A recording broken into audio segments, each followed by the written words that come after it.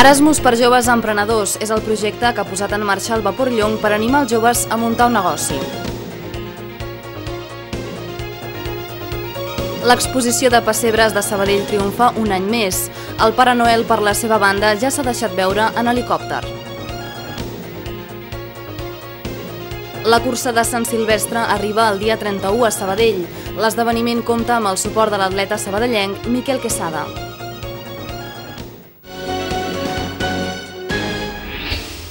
El ple municipal ha resolt aquesta setmana en sessió extraordinària les al·legacions i ha aprovat per majoria de forma definitiva la modificació de les ordenances fiscals i reguladores de preus públics per al 2012. La proposta ha comptat amb els vots a favor del PSC i del PP, els vots en contra d'Entesa, Iniciativa i Esquerra Unida i Alternativa i l'abstenció de CiU. La proposta de modificació de les ordenances fiscals i els preus públics preveu un increment mitjà d'un 3% en el conjunt dels tributs municipals, un augment que, per tant, no supera l'IPC previst i que és, en molts casos, inferior al que preveuen aplicar altres municipis. D'altra banda, es preveu també la creació d'un nou fons de solidaritat per atendre les persones més afectades per l'actual conjuntura econòmica. Així mateix es proposa la introducció d'una nova taxa per la instal·lació de caixers automàtics a les façanes amb accés directe des de la via pública. Pel que fa a les al·legacions presentades, s'han acceptat propostes del Partit Popular per no incrementar més enllà del 3% aquells impostos i taxes relacionats amb l'activitat econòmica. Per exemple, la taxa d'activitats econòmiques, la de parades en cants i mercats municipals i l'IAE. D'altra banda, des de l'aprovació inicial de les ordenances, cal destacar l'acceptació d'una al·legació presentada per Convergència i Unió referent a la taxa per la utilització privativa d'equipaments culturals, cívics i educatius municipals. En aquest cas, l'aplicació d'aquesta taxa per a les activitats en què els participants hagin de pagar un preu o quota no entrarà en vigor fins al mes de setembre de 2012, atès que moltes de les activitats tenen caràcter anual, coincidint el seu inici amb el començament del curs escolar. Els emprenedors estan de moda. En temps de crisi hi ha persones que s'arrisquen a muntar el seu propi negoci. És el cas de Noem, una empresa de Sabadell que ha creat fundes de mòbil per iPhone i iPad amb teixits a la ciutat. El tèxtil amb el que treballen és 100% sabadellenc. Joan Reixac és un dels socis fundadors de Noem. Sabadell Shop és un projecte que neix arrel d'una colla de directius de multinacionals que tots vivien fora de Sabadell i en un moment determinat decidim tornar a Sabadell i crear un projecte per produir, fabricar i comercialitzar productes tecnològics, accessoris tecnològics i principalment pel mercat Apple. Ja han començat a vendre material als Estats Units i Turquia, però volen arribar més lluny. Preveuen facturar 1 milió d'euros l'any vinent. Aquest el fem, és un producte de pell d'alta qualitat per iPhone, i el produïm a Turquia i el produïm també a Andalusia. Però aquestes fundes que podeu veure aquí, això sí és un producte 100% sabadellenc, perquè més tradició que el textil no n'hi ha enlloc. Les seves fundes són de pell, tela, lona i fibra de carboni. El seu objectiu és que els mòbils vagin a la moda.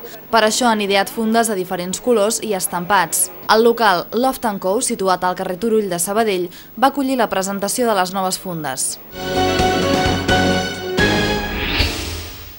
Sense deixar de parlar d'emprenedors, aquesta setmana s'ha donat a conèixer una iniciativa que anima els joves a muntar una empresa. Un alemany i un suec ja ho han provat i ara mateix resideixen a Barcelona fent realitat els seus somnis. Hemos hecho un plan que tengo que hacer unos milestones más o menos. Pues los milestones son hacer el plan de business, hacer el plan de financiación, plan de proyecto y la presentación para los inversores, para los clientes y para otro tipo de clientes. Ell ha realitzat una estada a HS3, una empresa de màrqueting i comunicació. Acabarà l'estada al març. El seu company ha estat Vertium, ha creat una empresa de disseny gràfic i vol començar projectes internacionals amb altres empreses. Yo tengo una agencia de ideas y creatividad en Suecia y estoy ahora 6 semanas en Barcelona visitando una agencia de comunicación un poco más grande que el mío. Y la idea es obviamente tener un intercambio de ideas, experiencias, para que ambas partes puedan crecer. Y en eso estoy. El Vapor Llong és l'encarregat de dur a terme aquesta iniciativa, que compta amb més d'una vintena d'inscrits.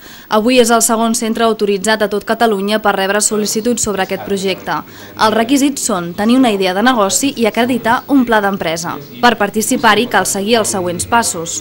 El primer que pot fer és trucar-nos per informar-se millor, trucar al Vapor Llong o posar-se en contacte amb nosaltres i nosaltres li podem donar informació. Si no, directament pot anar a la pàgina www.erasmus-entrepreneurs, en anglès, .eu. En aquesta pàgina trobarà un botó que posa Apply Now, és un botó que el portarà a un formulari de registre i simplement ha de registrar-se. Són 10 minuts de preguntes molt senzilles, són preguntes del tipus motivacional, per què volen participar en el projecte Erasmus, etc. I també se li demana un currículum. Erasmus per a joves emprenedors de la Comissió Europea és el nom de la iniciativa, tot i que no hi ha edat per inscriure's. El programa funcionarà fins l'octubre de l'any vinent. Les estades van des d'1 a 6 mesos. El Centre d'Atenció Primària del Nord, el de Can Uriach i el de Can Rull, són 3 dels millors ambulatoris de la regió sanitària de Barcelona. Això és el que diu una enquesta elaborada per CatSalut.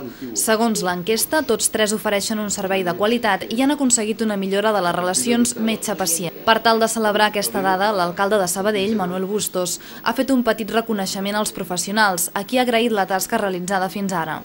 Si recordem i mirem enrere, i només fem un repàs de quins edificis eren els que acollien aquest servei i avui repassem com els tenim, doncs no podrem evitar la satisfacció compartida de veure com s'ha transformat. Cristina Moreno, regidora de Salut, ha comentat quins han estat els punts que s'han avaluat a l'enquesta. Un altre aspecte és la capacitat resolutiva, que també està valorada, i com a capacitat resolutiva es contemplen uns indicadors que tenen a veure si els malalts surten del centre primari per anar-se a l'hospitalitzada, i és un element que també es valora i amb el qual també ha sortit molt ben valorat. Per tant, hi ha una resolució alta. Durant l'acte també s'ha homenatjat la figura d'Antonio Rodríguez, director del Servei d'Atenció Primària de Sabadell. La qualitat assistencial que han sigut capaços de fer els professionals de l'atenció primària de Sabadell.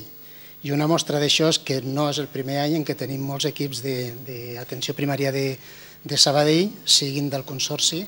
En un moment en què les retallades afecten especialment l'àmbit sanitari, els ambulatoris treballen per mantenir un bon nivell d'atenció al ciutadà.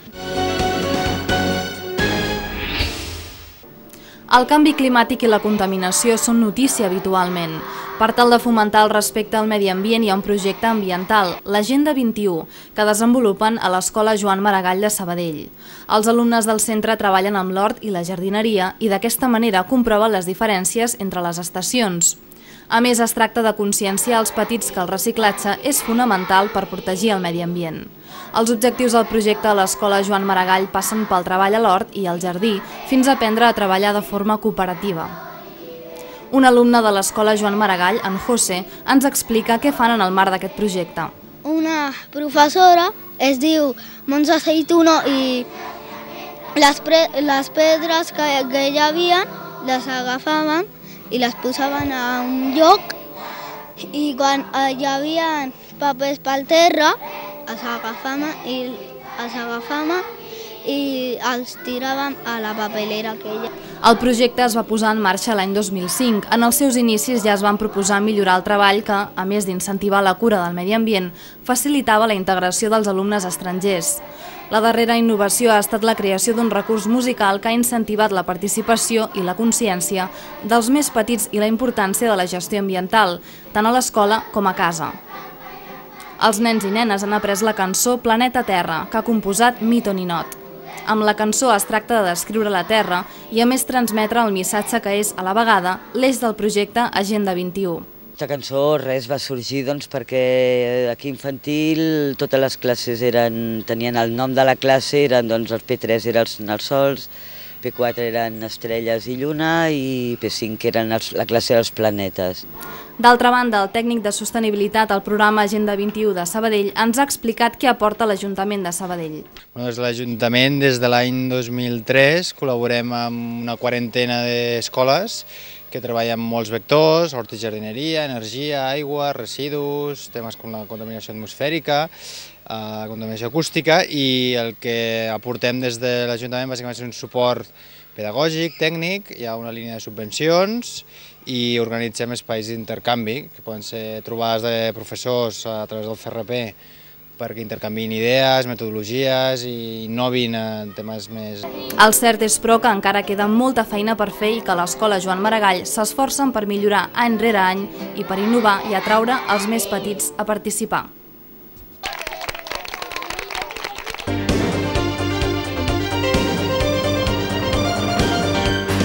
El Pare Noel ha passat per la Unió Esportiva La Planada de Sabadell per recollir les cartes dels nens i nenes de la localitat. Aquesta és la 12a vegada que el Pare Noel realitza la visita.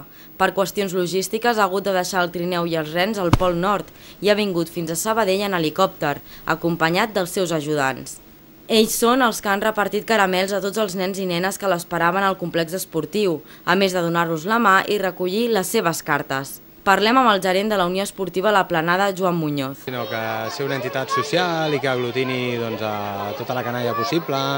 Llavors, clar, un any se'ns va ocórrer de fer el Pare Noel i va ser tanta gent que l'any següent vam fer amb l'helicòpter. I va venir tanta gentada i veus la il·lusió i veus la cara dels nens, jo que acompanyo el Pare Noel a fer tota la volta, veus la il·lusió i les cartes que dona, que de veritat és que hem de continuar seguint fent tot els anys, no podem deixar de fer-ho. A part de la Unió Esportiva, hi ha altres associacions i empreses que també col·laboren, com Cafè Espont o l'Associació de Carnaval, per tal que el Pare Noel pugui continuar fent les seves visites anuals. Aquest any també hi havia un globus aerostàtic, on els visitants han pogut viatjar. Parlem amb un dels membres de l'Associació de Carnaval. Se nos ocurrió porque a través del equipo de fútbol, con todos los niños que participamos, pues hacemos un conjunto de recogida de caramelos, de regalos y pues entre todos, como ya formamos parte del carnaval, dijimos es una bonita idea disfrazarse un día más y repartir sonrisas a los niños, porque los niños son lo más importante. Centenars de nens esperaven amb il·lusió poder entregar al Pare Noel la carta. Allà han escrit els regals que han demanat aquest any. Preguntem a uns quants nens què han demanat aquest any.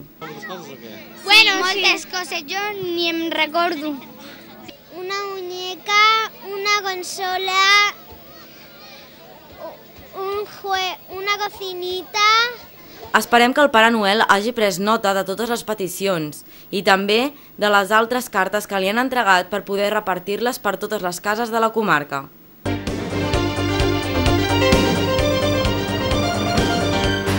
Cap nen es quedarà sense joguina aquest any. La campanya Joguines Solidàries dibuixarà somriures per 12è any consecutiu als nens de famílies en situació econòmica delicada.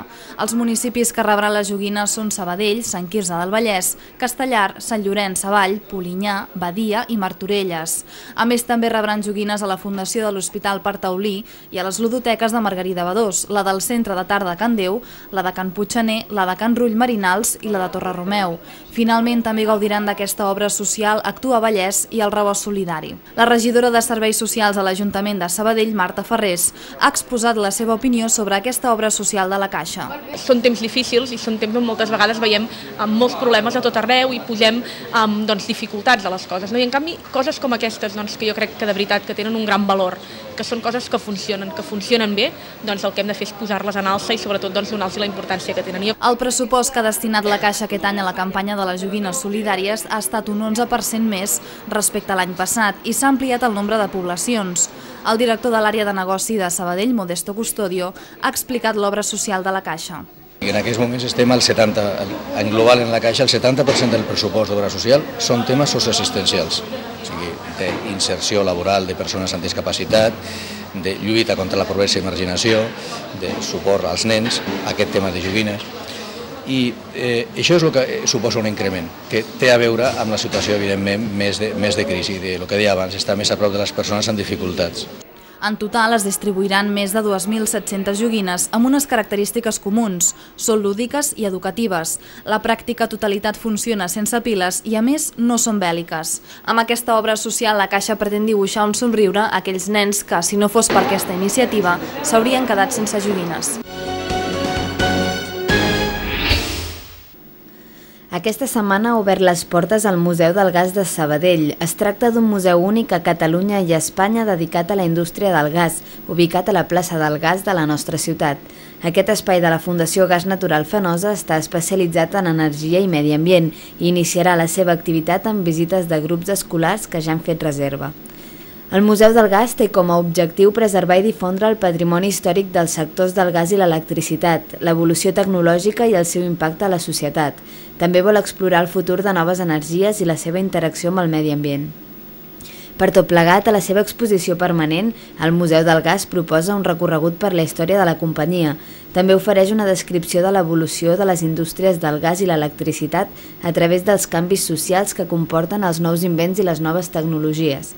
A més, la mostra reflexiona sobre el present i el futur de l'energia, sobre la importància d'utilitzar de manera eficient els recursos naturals i sobre com obtenir energia de forma continuada, econòmica i de baix impacte ambiental. Els ciutadans de Sabadell gaudiran aquest any de la primera cursa urbana de Sant Silvestre. La cursa tindrà lloc el proper 31 de desembre a 2:45 de la tarda.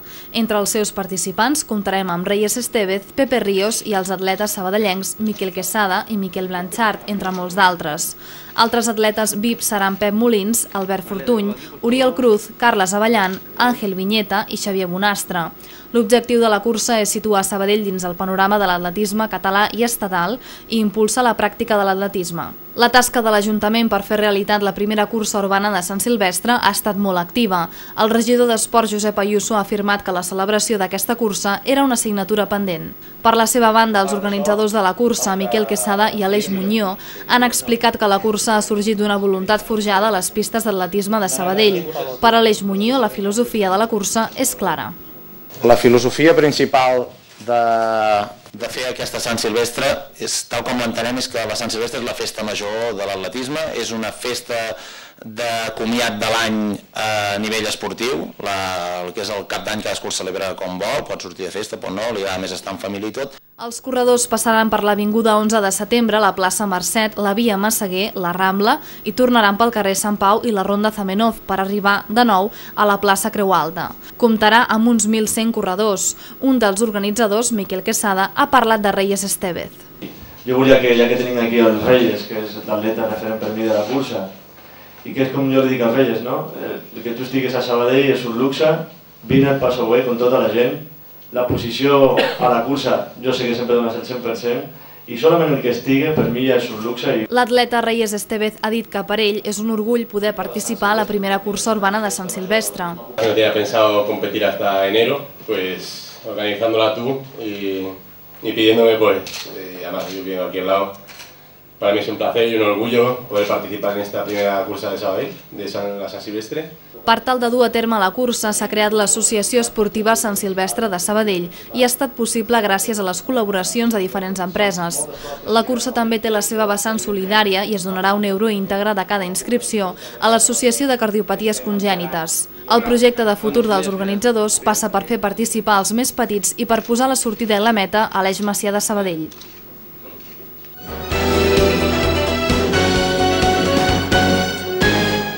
The Christmas spirit grows with each new day,